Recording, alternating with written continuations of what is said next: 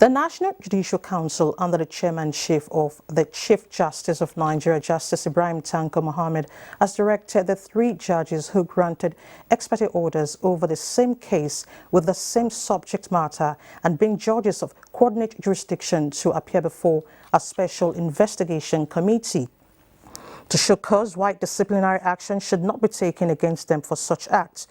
In a statement by Soji Oye, Director of Information, the Council also resolved to set up a medical board to ascertain the health status of Justice Amina Yarosun of Kaduna State Customary Court of Appeal. The Council also considered petitions written against 18 judicial officers and resolved to issue a warning letter to Justice Sobere Biambo of High Court of Rivers State, as well as a letter of advice to Justice Elias Abua of Cross River State High Court.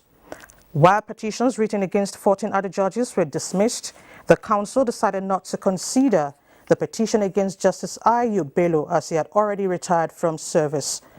The Council also recommended 12 candidates as heads of courts, 18 candidates as High Court judges, 6 candidates as Qadis of Sharia Courts of Appeal, and 1 candidate as Customary Court of Appeal judge. The notices of retirement by 22 judges and the death of 3 judges were also considered.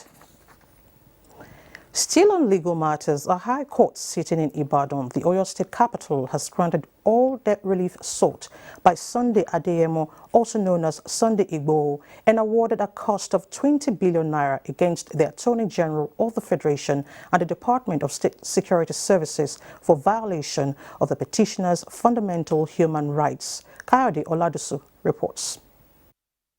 While delivering his judgment on the suit filed by Sunday Adeyemo, also known as Sunday Igboho, over unlawful invasion of his residence by agents of the Department of State Services, DSS, on July 1, 2021, Justice Ladiran Akintola ruled that the action taken by DSS was unprofessional, adding that the invasion amounted to violation of the fundamental human rights of the applicant.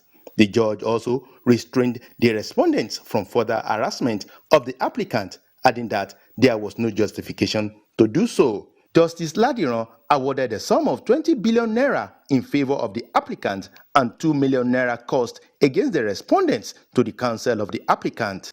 Counsel to the applicant commended the decision of the court for the protection of the fundamental human rights of his client. The day is victory for democracy and the rule of law.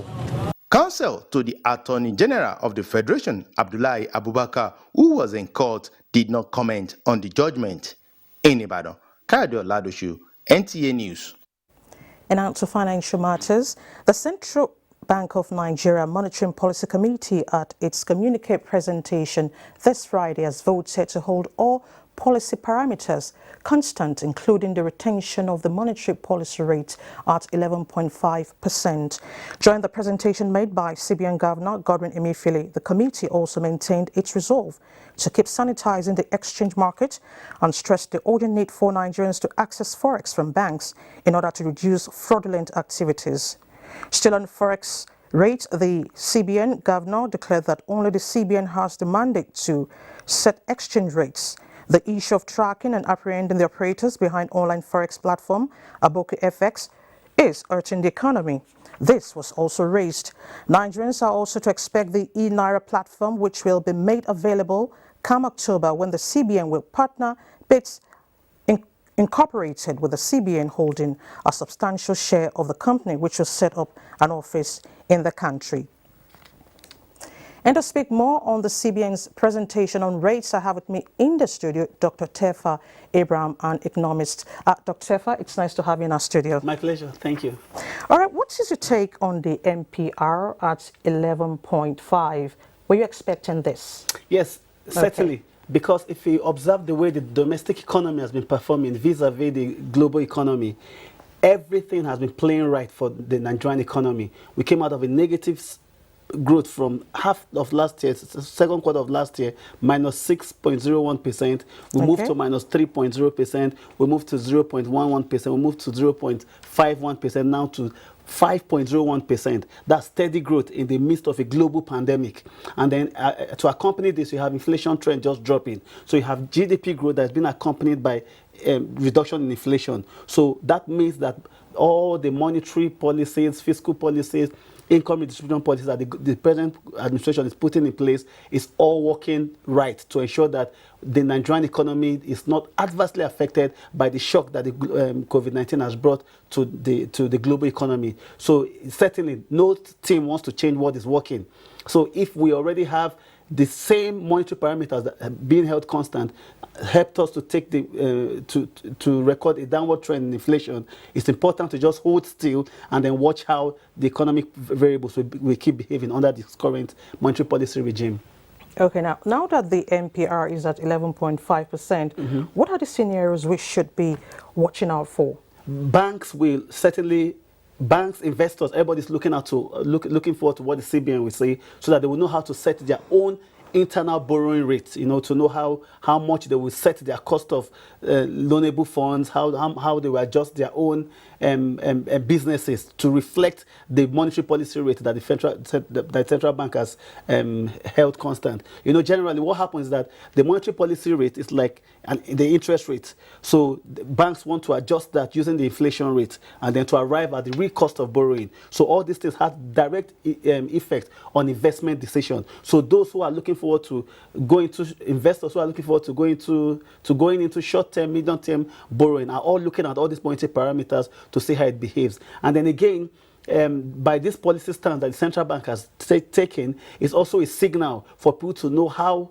the trajectory that our financial system is developing. Also, foreign investors, domestic investors are all watching to see how much they will be able to reinvest into the economy, given the policy parameter that the central bank has adopted. Yes. Okay, now, so how do you see the interventions of bank in this regard? Well, especially with regard, monetary policy has central bank at its apex. Okay. The central bank is the apex bank, is the monetary policy authority, and it implements all monetary policy using commercial banks. Then commercial banks is in between we, the consumers or bank users, and central bank. So everything we do, this commercial bank helps us to play that role of intermediation, collecting funds from people who wants to save and giving those same funds to those who wants to borrow, and they're making their own money from the business of intermediation. So what happens, especially now that one area that the CBN has been drumming is how to stabilize the exchange rate, and the CBN has made it very clear that the commercial banks will be the only platform for buying or selling of exchange rates. So like you rightly asked, the role of the commercial banks at this moment is to step up their own internal notice of what official exchange rate is for every currency. When you step into commercial bank, you see this electronic board. For many banks, it is just dormant. This is the kind of anger that the central bank governor was trying to bring out. If you don't give information from official sources, people will create theirs, and you have other informal people determining exchange rate using social media platform. Banks should also step up their social media campaign to advertise the official rate and make sure that even people who come to the bank to exchange $1, you give it to them. Those who come for $10 million based on the approval rate of the central bank, they just make sure they have it so that the banks can once again resume and become more effective in terms of being the only platform for exchange rate. I would have loved to keep asking you more questions, but we don't have enough time. Thank you so much for your time. My pleasure. Thank you very much for coming on the news. Thank you so much. Moving on, the Authority of Heads of State and Government of the Economic Community of West African States, at an extraordinary session chaired by Ghana's president, have resolved to sanction persons or groups whose actions may have negative impact on the transition timetable in Guinea. This is part of the 18-point communique released at the end of the session in Accra, Ghana. Charles Alpha reports.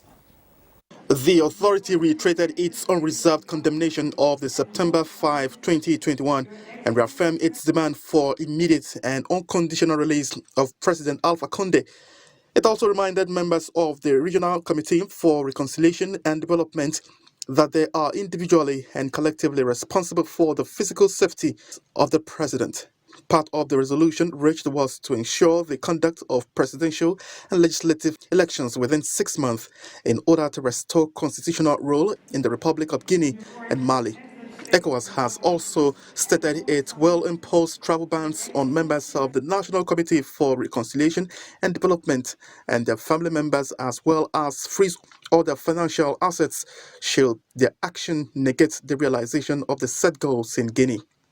Because they are concerned about the slow progress in the preparation of the election, they decided to impose sanctions on those who have negative impact in the implementation of the transition electoral process. In addition, members of the authority requested the chairman of the authority to visit the Republic of Guinea and Mali as soon as possible to convey in person the decision of the authority and preparations for the election scheduled for late February 2022 in the Republic of Mali. In 6 months, the election should be held because the election will allow the restoration of the constitutional order in the Republic of Guinea. The authority reiterated its demand for strict adherence to the transition timetable leading to the effective conduct of elections within the non-negotiable deadline of February 2022. To this end, the authority called on the transitional authorities to submit by the end of October 2021 the latest timetable for setting out the essential steps to be taken for the February elections. It insists on implementation of only the necessary reforms for the conduct of the elections of the agreed date.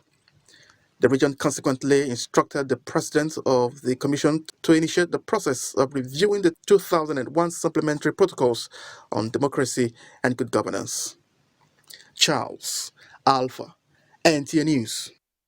Still on diplomacy and governance, ties between Nigeria and Egypt is strongly growing in the light of keenness by both countries on strengthening economy and security. Foreign desk correspondent Usman Aliu reports that Nigeria's ambassador to Egypt, Noura Babatrimi, who presented his letter of credence, says more efforts to consolidate relations have been streamlined. Nigeria's envoy Noura Babatrimi, alongside 23 other diplomats, present letters of credence to Egyptian President Abdel Fattah el-Sisi. The Nigeria's envoy has tasks in pursuing numerous bilateral engagements initiated by President Buhari this year and in 2020, such as negotiating investments in communications and the success of contract between Egyptian National Authority for Military Production and the Nigerian Rongas Group for the establishment of joint stock company for the production and the manufacture of gasoline and natural gas cylinders in Nigeria. The Nigeria's envoy also met Palestinian President Mahmoud Abbas, where he presented his letter of credence assuring more partnership for mutual benefits. Usman Aliu, NTA News. The Director General of the All Progressives Congress Governors Forum, Saliu Mohammed Lukman, says for Nigeria's democracy and politics to function optimally, leaders must rise above sentiments and engage in debate on how to increase available resources. In a statement on the politics of value-added tax in Nigeria, the Director General of APC Governors Forum said the task before all is to ensure that access to resources come with increased commitment by political leaders towards developing Nigeria's productive sector. The Director General adds that the significant increase in VAT in the country between 2015 and 2020 confirmed improved efficiency and reduced corruption in the process of collection and management of Nigeria's public finances. The Director General also notes that Nigeria's politics and democracy need to be refocused towards nurturing the productive potential of every state. Lack of transparency and accountability has been attributed to redundancy and ineffective leadership at all levels of governance. To this end, National Endowment for Democracy and Connected Development are mobilizing young people in Nigeria to monitor performances of state parliaments to hold them accountable. Ekene Undulwe reports. Gathered in this hall are a network of young content creators and citizen journalists selected from 4 pilot states of Kwara, Oyo, Kano and Kaduna. They are being trained under the Open Parle Nigeria program to provide coverage of state houses of assembly sessions and produce content aimed at influencing and promoting transparency and accountability at subnational levels. Organizers believe that with this program, young people in Nigeria will no longer be sidelined in the pursuit of good governance. Most importantly, they will organize town hall meetings in their states where they can collect feedback from constituents and take this feedback during advocacy visit to principal officers at the State Assembly. It's very much focused on connecting young people with decision makers, engaging those young people in demanding accountability, and I think it's a great example also of Pan-African collaboration and innovation. For the participants, they are excited at the prospects which the program presents. We noticed that there is poor youth engagement in the country, and I think this is time for us to start taking action on enlightening the youth. Acquiring this knowledge will enable me to engage with my state legislatures. Open Parley project is aimed at becoming a major source of parliamentary information across Africa, having been launched earlier in Zimbabwe, Somalia, and Zambia. In Abuja, Ekene Ndulue, NTA. In a bit of security, the Inspector General of Police Usman Alkali Baba is advocating improved synergy between the Niger Police Force and other related bodies in crime prevention and control. The police boss was speaking when he addressed officers and men of the Niger Police Force in Niger State. Hussein Musa reports. Addressing officers and men of the Niger State Police Command, IGP Alkali Baba's message dwelt on the need to strengthen bond with all security agencies through improved collaboration in all fronts to achieve the desired objectives of saving lives and property. We have a lot to do to ensure that law-abiding citizens go about their local businesses. This is the duties and responsibilities bestowed on us. While reassuring the personnel of his administration's determination to improve on their welfare, IGP Alkali harps on professionalism and the need for them to exhibit high sense of responsibility. The IGP equally paid a visit on the state government where he pushed for further encouragement to have more of the state citizens join the Nigerian police, as the force is set to recruit additional 10,000 youths to boost its workforce. In Mina, Hussein Musa, NTA News. Talking weather now, a new report united in science released by the World Meteorological Organization is warning the global community of imminent extreme heat as a result of rising global temperatures, already fueling devastating extreme weather events around the world, with escalating impacts on economies and societies. Onenye Fineface reports. COVID-19 did not slow the relentless advance of climate change, says the World Meteorological Organization United in Science report. Instead, greenhouse gas concentrations in the atmosphere continue at record levels, committing the planet to dangerous future warming. And the consequences will be catastrophic. United Nations Secretary General Antonio Guterres says the report shows how off course the world is in reducing carbon emissions. Costly fires, floods, and extreme weather events are increasing everywhere, he says, adding that these changes are just the beginning of wars to come unless there are immediate reductions in greenhouse gas emissions. This report by the United Nations and Global Scientific Partner Organization is clear. We really are out of time. We must act now to prevent further irreversible damage. It is urgent that we step up efforts to protect people and their livelihoods, particularly in the most vulnerable countries that have been hit simultaneously by climate disruption, COVID-19, and crashing levels of debt. Meanwhile, in the build-up to COP26, UN Secretary General and Prime Minister of the United Kingdom, Boris Johnson, will hold an informal climate leaders roundtable on climate action Monday, 20th September. The roundtable is to address the gaps that remain on the actions urgently needed from national governments, especially the G20, on climate mitigation, finance, and adaptation. Onenye Fineface, NTA News. Away from weather talks, the Niger Customs Service on a port has taken delivery of a cargo scanning machine as earlier shot by the Comptroller General of Customs, Colin Hamid Ali, retired. Control of the command, Comptroller Awal Mohammed described the arrival of the scanner as a positive milestone in modernizing customs operations, achieve ease of doing business, facilitate trade, and enhance security with easier detection of prohibited imports. Mohammed described that processes involved in physical examination as time-consuming, and the scanner will allow for examination of more than 100 containers daily. And it's time to take a breather here. Let's now join Adeola in Lagos for more reports on Nationwide. Hello, Adeola.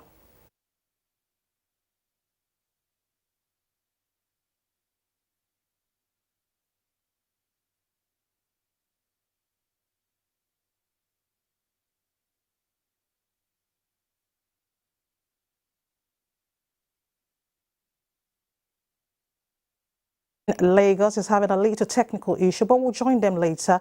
Let's take a break. More reports to come. To stay with us.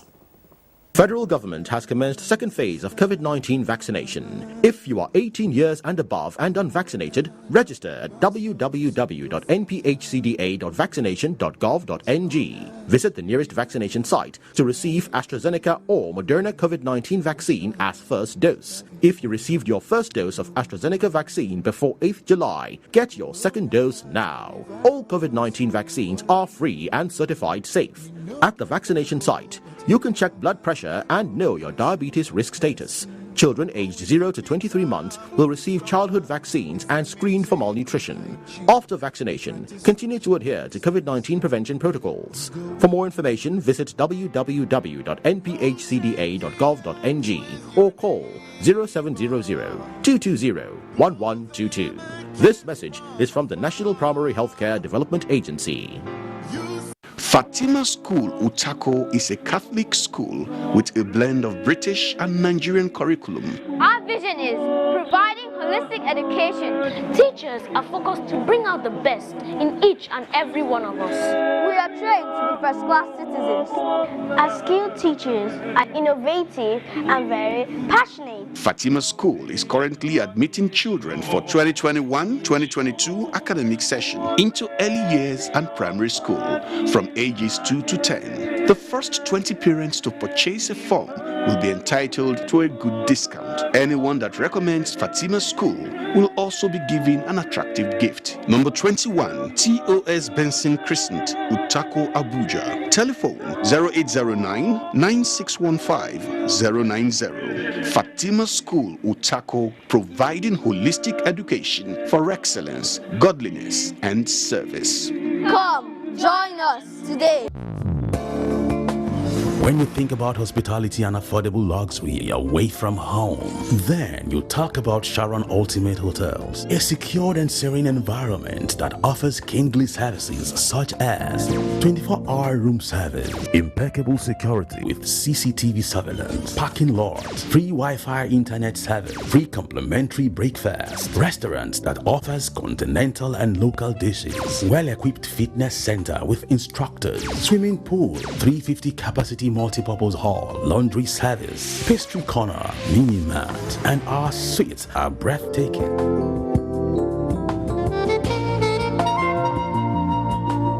For reservation, locate us at plot 1710 Tafawa Balewa Way, Area 3, Garikia, Abuja. Sharon Ultimate Hotels, the ultimate place. After a surprise loss in the first match of the season, the citizens have hot their campaign back on track. Will they continue in their winning form or can they be stopped? Find out this Saturday as Manchester City welcome Southampton to the Etihad Stadium on the Premier League Live, showing on the network service of the NTA from 2:30 p.m. The Premier League Live is brought to you by Baba Ijebu and powered by Integral.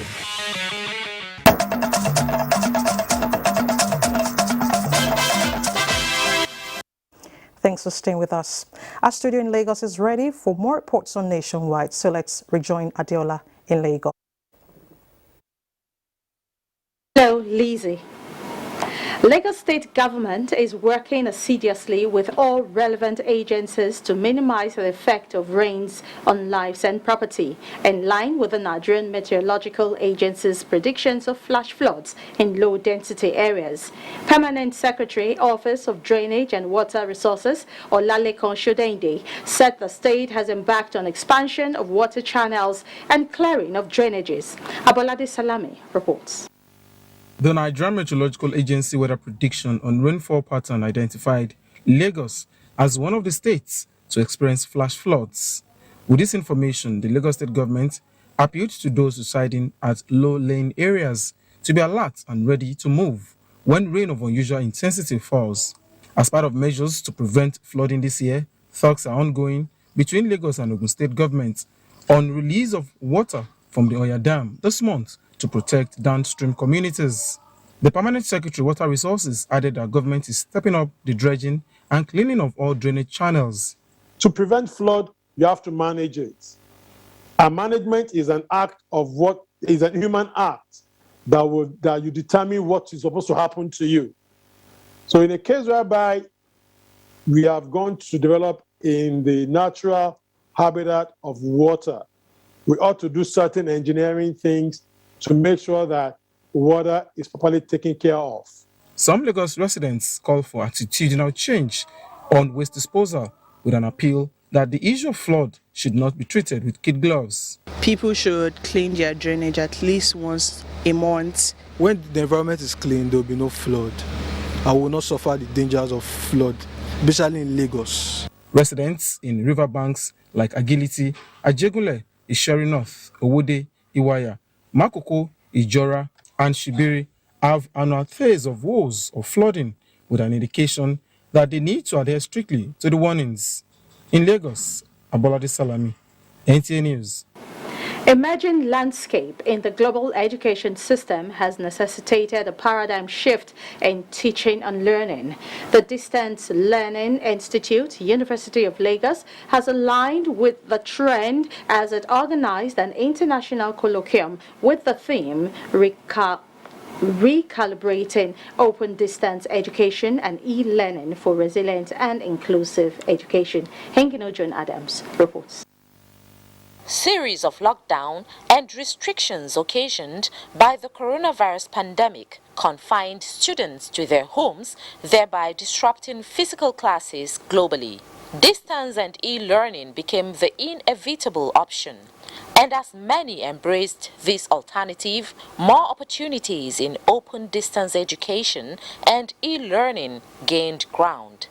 These opportunities are what the Distance Learning Institute, University of Lagos, is exploring through this colloquium. If you look at the trend we have globally now, the virtual lectures have come to stay, whether within the country or outside the country. So what direction should we be looking into? The blended format. Open and distance education is one strategy that enables economic, social, political, and digital justice. Speakers and participants drawn from within and outside Nigeria agree that the disruption that came with the COVID-19 pandemic can be addressed through recalibration, resilience, and inclusive teaching. We should not look at technology, but look at learning and see technology as a facilitator. These scholars believe that the colloquium will revolutionize open, distance, and e-learning for seamless access to high-quality education so as to measure up to predictions that in coming years, more students will enroll in the subsector. In Lagos, Hingino John Adams, NTA News.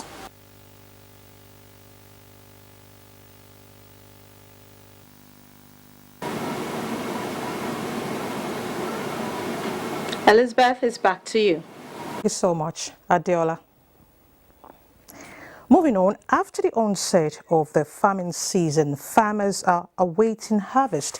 And with this comes the question of safe storage of food to prevent contamination by harmful toxins. The good news is that the Federal Ministry of Environment is already raising awareness on the prevention and control of mycotoxins in food and the environment. NTA Fineface reports. Extensive growth and common occurrence of molds in homes, food and food products, as well as other biological active compounds found in them, are said to have adverse effects on human health, especially disorders in the respiratory and central nervous systems. This meeting is to build the capacity of environmental health officers to raise awareness on how molds and other mycotoxins can be prevented from contaminating food and exposing people to associated health hazards. Mycotoxin constitute about 25% of the diseases that ravaging our communities. This is as a result of one, poor food storage. Second, environment contamination by fungi. Third, lack of knowledge and attitude on good storage mechanism by our farmers. When this knowledge is put to bear, expenditure on the part of individual and government due to cut down on the incidence of infectious diseases and contaminants in the environment will be reduced.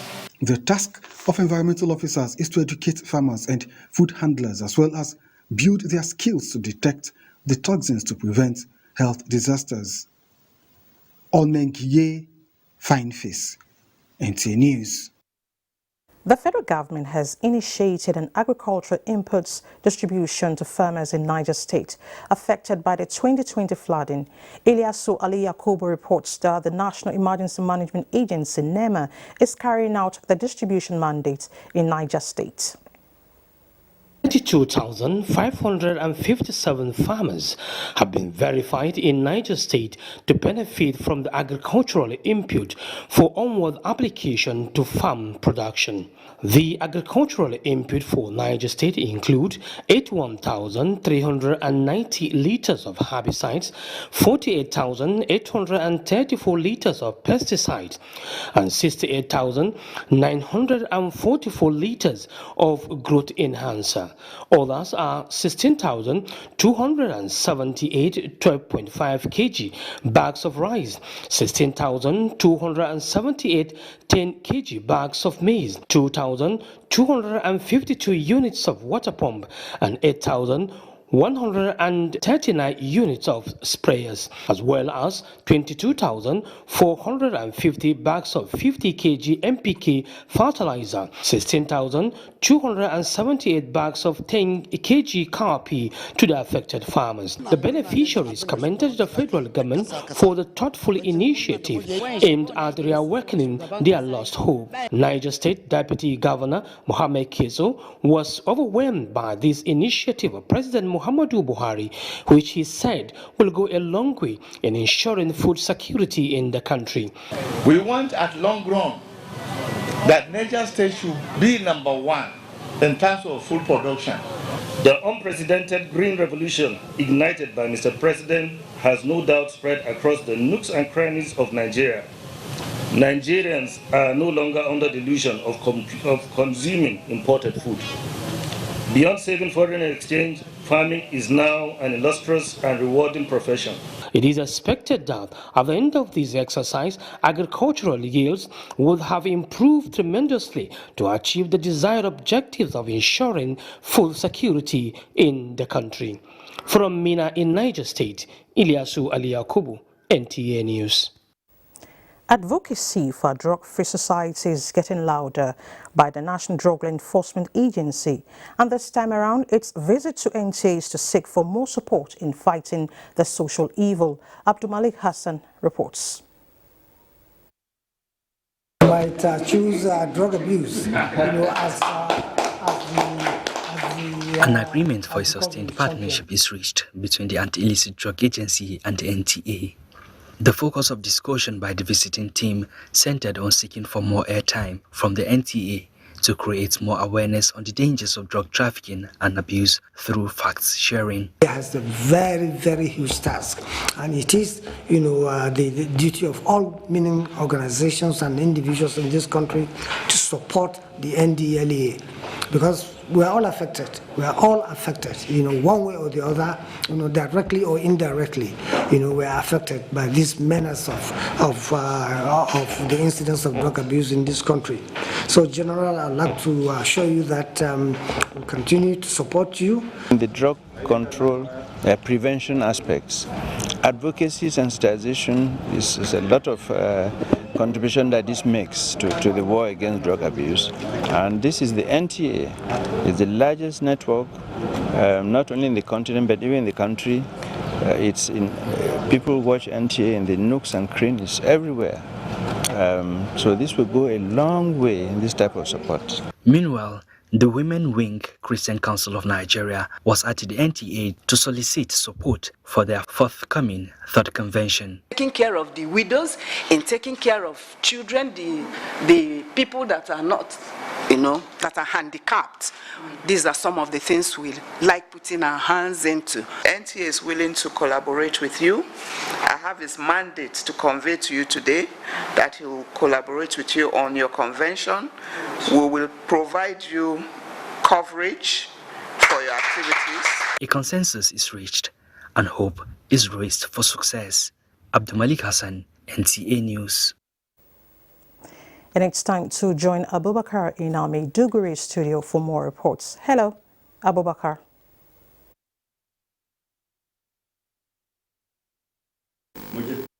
Elizabeth, and a warm welcome to Maiduguri. United Nations organizations, UNDP, UNICEF, and the International Organization on Migration, IOM, are set to introduce a social rehabilitation, reintegration, and reconciliation program in line with the government policies, culture, and customs of the people of Borno. In line with this peace-building move, representatives of the international bodies led by officials of the Borno State Ministry of Home Affairs, Information and Culture paid an advocacy visit on the show. Dr. Abubakar Ibn Umar Garbay Al-Amin Al-Kanemi at his palace. Memuna Garba completes the story. Post-insurgency recovery programs and other unfolding developments in the quest to end the lingering conflict are on the front banner of intervention by international organizations and stakeholders. The visit to the Shehu of Borno by representatives of the three United Nations organizations, UNDP, UNICEF and IOM, was to seek the Royal Father's blessings and support of the traditional institutions for the incoming peace-building program. The Shehu of Borno Alhaji Abubakar Ibn Umar Garbe Al-Amin Al-Kanemi promised to support the ongoing peace process initiated by government to resolve the crisis. Anything that will bring peace to us is most welcome. The Royal Father acknowledged the sustained interventions by development partners and government in reducing the hardship on the people, praying for a quick resolution of the conflict and a lasting peace. Senior Program Coordinator UNICEF Ben Porter says the incoming initiative will be community-driven with material support, social impact and sensitization of the citizenry to be funded by the European Union. One of its main aims is to support the government of Borno state in the reintegration and reconciliation of former associates of Boko Haram. The Commissioner for Home Affairs, Information and Culture, represented by the Permanent Secretary Abubakar Sadiq Mohammed, who led the team to the Shehu of Borno, said the visit was part of an advocacy mission ahead of preparations for the introduction of the people-friendly peace-building initiative. In Maiduguri, Maimuna Garba, NTA News. High-powered Committee for the Control of Cholera Outbreak in Borno State, led by the Chief of Staff to Governor Babagana Umar Zulum, Professor Isa Hussein Marte, says it will sustain momentum by remaining proactive towards ensuring that the epidemic does not thrive, particularly in communities that can be susceptible. This came to the fore when the committee visited Cholera Treatment Center in Maiduguri. Here are more details of the story. Assessing services being rendered to patients in various sections of the Cholera Treatment Center, Maiduguri, the High-Powered Committee for the Control of Cholera Outbreak in Borno State One of its core mandates is to ensure that facilities and health workers are operating in conformity with cholera prevention guidelines. It's not just to offer measures to contain this thing, but also we are going to make far-reaching recommendations so that future occurrence should not happen. Health Promoter Manager Yakubu Yaya, Environmental Health Supervisor Haruna Lamidi, and focal person Augusta Chinenye of the Cholera Treatment Center all told the committee that there is no cause for alarm concerning outbreak of cholera, as they are working assiduously to ensure that standard is not compromised. Augusta Chinenye, however, explained that their major challenge is lack of a referral ambulance, which are sure to look into it. The high-powered committee was earlier at the residence of Ward Head of Gwengetri, where the chairman, Professor Isa Hussein Marte, spoke on the effects of cholera and the need for the community to guard against the epidemic. While affirming to sensitize the people about the menace, Ward Head of Gwengetri, Alkalilon Grema, however, explained that they have not recorded any case so far, except few reported issues around the riverine areas. In Maiduguri, Abubakar Muhammad Musa, NTA News. And those are the latest stories at this time from Maiduguri. Elizabeth in Abuja has more reports for us on Nationwide this evening. Elizabeth? Thank you, Abubakar. In talking education, Minister of State Education Chukwemeka Nwajuba says government will continue to develop and deploy information technology in advancing the country's socio-economic growth. He was speaking during the inauguration of the Computer Professionals Registration Council of Nigeria. He charged the agency to live up to its role in controlling and regulating the practice of information technology profession in the country.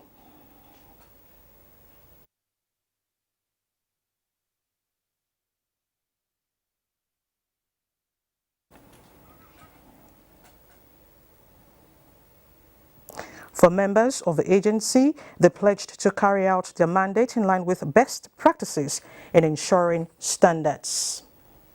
You're still watching Nationwide. Let's take a break. More to come. To stay with us.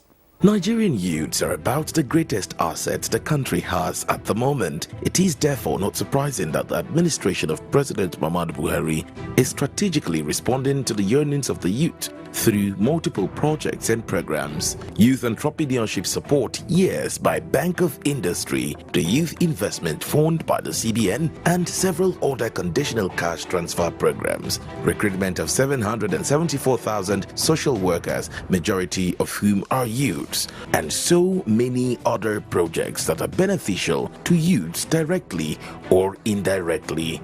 If the administration can do all this, definitely with a degree of patience and time, it can achieve more. Nigerian youths must come together to say no to terrorism, no to vandalism, and no to all disruptive tendencies. Hashtag Youth for Greater Nigeria, pacifying the youths, unifying the nation.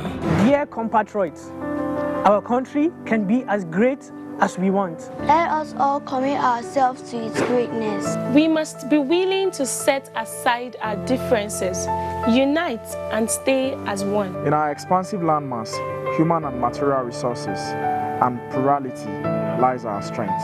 Let our challenges lead us to rediscover our common ground, and together, let's find solutions. This will take some time, so it requires patience, tolerance, and forgiveness from every one of us. Let all hands come on deck to protect and transform our country. Let us unite and see each other not as adversaries, but as brothers and sisters. Together, we can build a better Nigeria for ourselves and for the next generations. This message is brought to you by the National Orientation Agency, NOA, with support from Nigerian Television Authority, NTA. After a surprise loss in the first match of the season, the citizens have hot their campaign back on track. Will they continue in their winning form, or can they be stopped? Find out this Saturday as Manchester City welcome Southampton to the Etihad Stadium on the Premier League Live, showing on the network service of the NTA from 2:30 p.m. The Premier League Live is brought to you by Baba Ijebu and powered by Integral.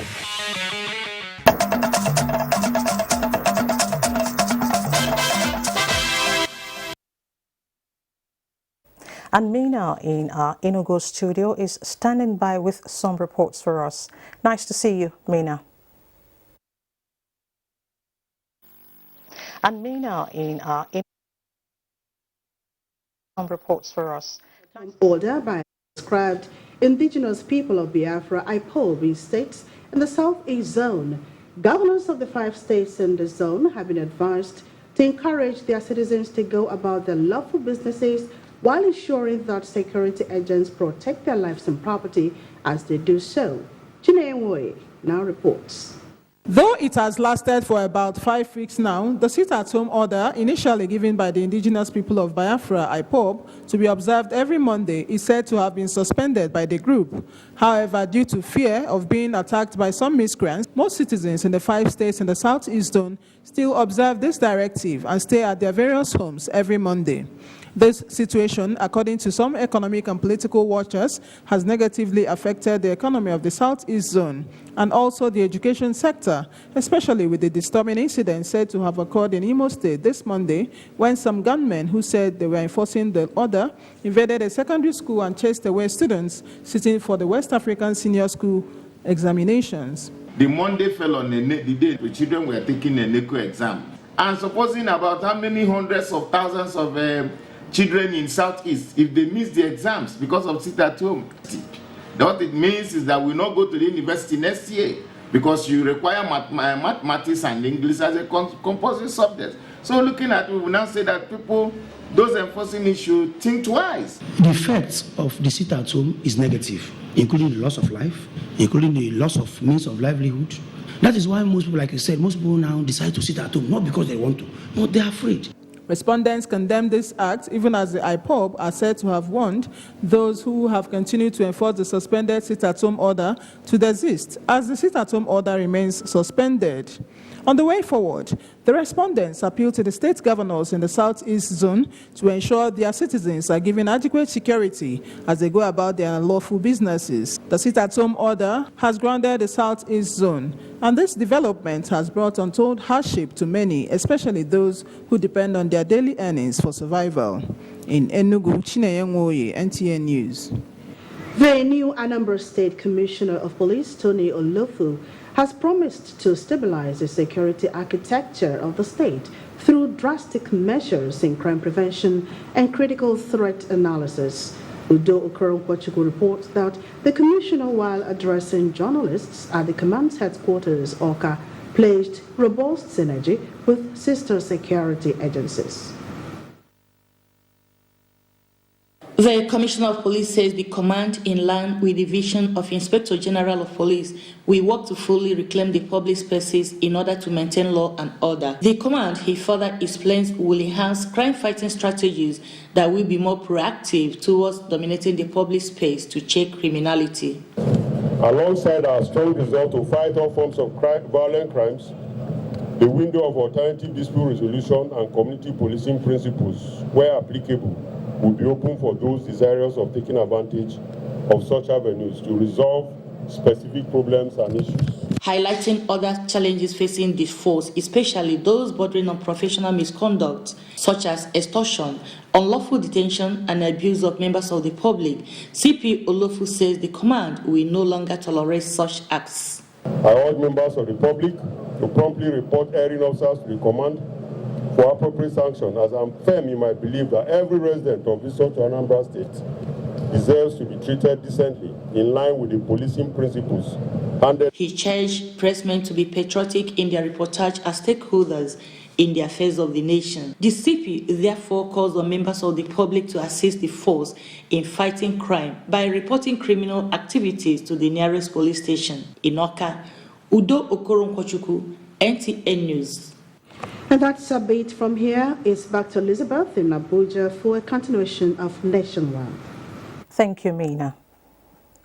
The management and staff of Alton Suites have given a facelift to City of Refuge Orphanage Home as part of activities marking their annual housekeeping week.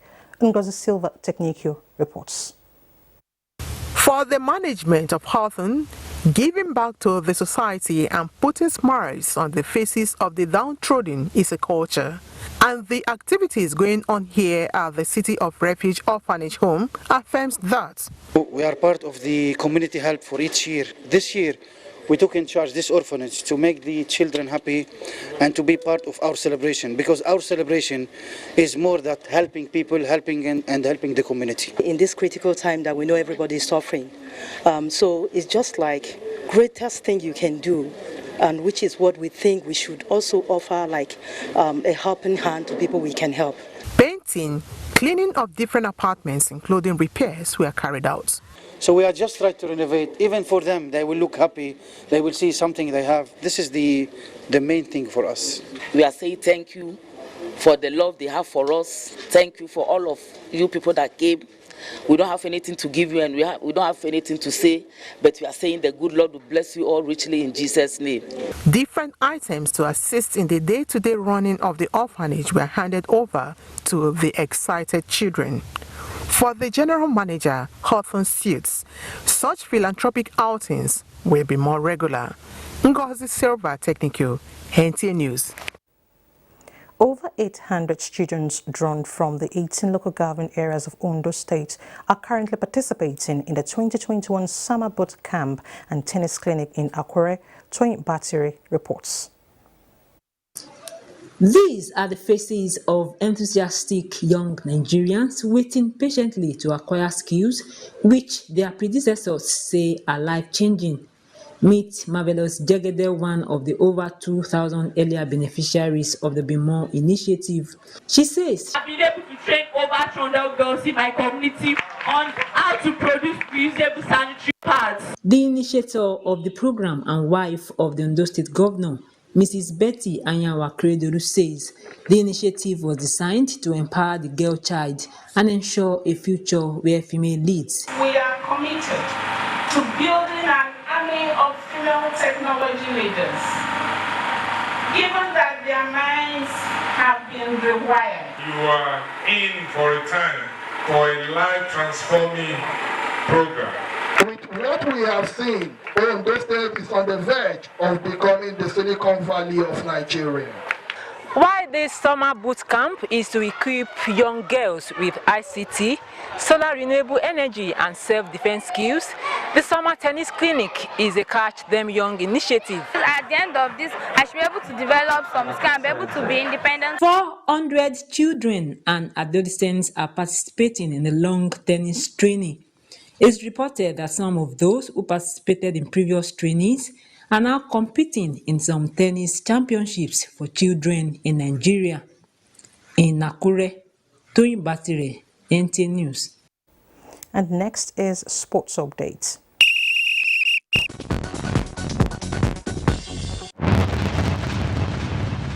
The Super Eagles of Nigeria remain unmoved in the September FIFA rankings. Despite back-to-back wins in the road to 2022 World Cup qualifiers against Liberia and Cape Verde, the Eagles of Nigeria sit in the 34th position, same as they were in the August rankings. I think we should just move our attention away from the ranking and focus on doing well as a